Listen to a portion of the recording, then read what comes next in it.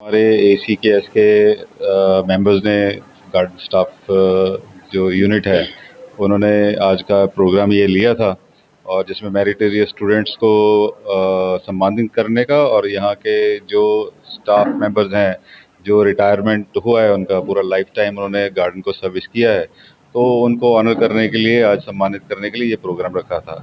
तो मेरे लिए बहुत ही प्राउड मोमेंट है कि हमारे स्टाफ मेंबर्स इतना ये अच्छा इनिशिएटिव लिया है और एक हमारे यहाँ पे आज सारे ही स्टाफ इकट्ठे हुए हैं इस काम के लिए। और ये बड़ा ही खास पड़ाव है उन स्टाफ मेंबर्स के लिए जिन्होंने इतने 20-30 इवन मोर। हमारे दिलीप बाबू हैं 45 साल यहाँ पे सर्विस करके आज रिटायर हो रहे हैं, तो उनकी सर्विस को ऑनर करने के लिए आज यंग जो स्टाफ है वो ये इनिशिएटिव ले रहे हैं, तो उनसे भी बहुत सीखने का है और वो भी अपना आगे सर्विस को कैसे लेके जाएं और अपने बागान में कैसे लगन से काम कर सकें, क्योंकि स्टाफ बागान को चलाने के लिए एक बहुत ही महत्वपूर्ण एक योगदान देते हैं। सारी की सारी जो कंपनी की एक मैनेजमेंट की जितनी भी गाइडलाइंस है उसको इम्प्लीमेंट करने के लिए उन्हीं का ही योगदान होता है और ये इसी को ऑनर करने के लिए इवेंट है। राइट, मैं बहुत धन्यवाद है पूरा हमारे ACKS यूनिट का और सारे ACKS के ऑफिस बेयरर्स का जो यहाँ पे आज इसके लिए आए और ये इवेंट को सक्सेसफुल किया। धन्यवाद। প্ৰথমে মই দেৰিকৈ হ'লেও সকলোলৈ ৰঙালী বিহুৰ শুভেচ্ছা জনাইছোঁ। আমাৰ অসম চাহ কৰ্মচাৰী সংঘ মৰলৈ শাখাৰ অন্তৰ্গত ৰঙাজুলি চাহ বাগিচাত আমাৰ বাগিচা গোটৰ প্ৰাথমিক সমিতিয়ে এটা সুন্দৰ আজি এই সভা অনুষ্ঠিত কৰিছে আৰু ইয়াৰ মূল কাৰণ হৈছে আমাৰ বাগিচাত যিসকল কৰ্মচাৰীয়ে 20 বছৰ 30 বছৰ 40 বছৰলৈকে কাম কৰি এই বাগিচাখনত অৱসৰ গ্ৰহণ কৰিছে তেখেতসকলক আজিৰ এই অসম চাহ কৰ্মচাৰী সংঘ ৰঙাজুলি গোটৰ তৰফৰ পৰা বিদায় সম্ভাষণ জনাইছে আৰু লগতে আমাৰ অসম চাহ কৰ্মচাৰী সংঘৰ যিসকল আমাৰ মৰমৰ ছাত্ৰ ছাত্ৰী আছে তেখেতসকলে সুখ্যাতিৰে উত্তীৰ্ণ হৈছে তেখেতসকলক আজি সম্বৰ্ধনা জনাইছে আৰু তাৰ বাবে অসম চাহ কৰ্মচাৰী সংঘ মৰলৈ শাখাৰ তৰফৰ পৰা মই বিশেষভাৱে ৰঙাজুলি চাহ বাগিচা প্ৰাথমিক গোটৰ সমূহ সদস্যবৃন্দক তথা কৰ্মচাৰীসকলক ধন্যবাদ জনাইছোঁ। লগতে অসম চাহ কৰ্মচাৰী সংঘ কেন্দ্ৰীয় সমিতি উপসভাপতি হিচাপে মই তেখেতসকললৈ অশেষ ধন্যবাদ জনাইছোঁ।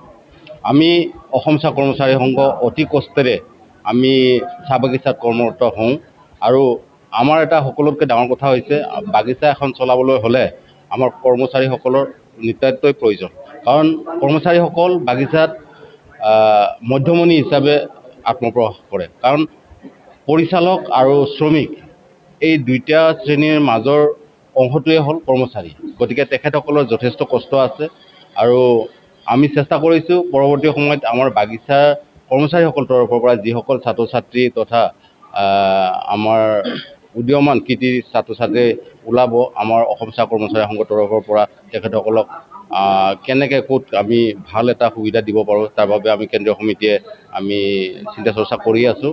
আজি ভাল লাগিছে মোৰ, কাৰণ আজি বাগিচাত আমাৰ কৰ্মচাৰীসকলৰ যিসকল ছাত্ৰ ছাত্ৰী আজি মই গম পালোঁ ইয়াত আপোনাৰ অসমীয়া বিভাগতো তাৰমানে 90ৰ আপত মাৰ্কছ পাইছে। এইটো খুব গৌৰৱৰ কথা। আমাৰ বাগিচাৰ পৰিৱেশৰ ওপৰত যদি এনেকুৱা ধৰণৰ এটা শতাংশ বা নম্বৰ লাভ কৰে আমি তাৰ বাবে আমাৰ অসম চাহ কৰ্মচাৰী সংঘ বহুত গৌৰৱান্বিত আৰু আমি গৌৰৱান্বিত অনুভৱ কৰিছোঁ। আজি অলপ আগতে আমাৰ অৱসৰপ্ৰাপ্ত ব্যক্তি এজনে শ্ৰদ্ধাৰ ব্যক্তি এজনে কৈছে যে 40 বছৰৰ পিছত আজি ৰঙাজুলিত তাৰমানে বিদায় সম্ভাষণ তথা কৃতি ছাত্ৰ ছাত্ৰীক তাৰমানে সম্বৰ্ধনা জনাইছে আৰু ইয়াৰ বাবে মই ৰঙাজুলি চাহ বাগিচা গোটৰ সমূহ সদস্যবৃন্দ তথা মোৰ শ্ৰদ্ধাৰ কৰ্মচাৰীসকললৈ আৰু লগতে ৰঙাজুলি চাহ বাগিচাৰ আমাৰ বাগিচাৰ কৰ্তৃপক্ষ শ্ৰদ্ধাৰ পৰিচালক প্ৰধান পৰিচালক মহোদয় লগতে মাণ্ডলিক সমাজ কল্যাণ বিষয়া শ্ৰদ্ধাৰ শিল দেৱলৈ মই আমাৰ অসম চাহ কৰ্মচাৰী সংঘৰ মৰলৈ শাখাৰ তৰফৰ পৰা